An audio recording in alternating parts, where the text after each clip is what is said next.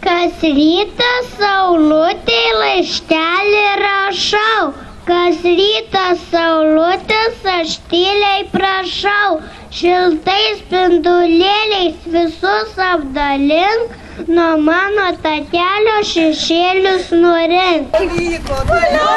Galim kažką labai įdomaus sugalvoti su burbulais, ką galim padaryti? Ar pažaisti?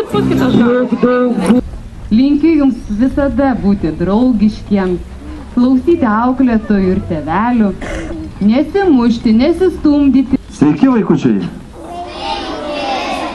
Mes su kolega Žilvinu, mano vardas Naurimas, pamėginsim jum parodyti ir paaiškinti, kam visi šitie dalykai reikalingi. Įvairiausių juos mėtomų daiktų.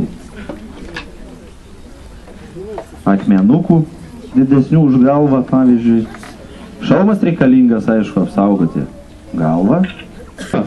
Tai mes prisidengiam tokiu skydu. Kartais prisidengiam nuo lietaus.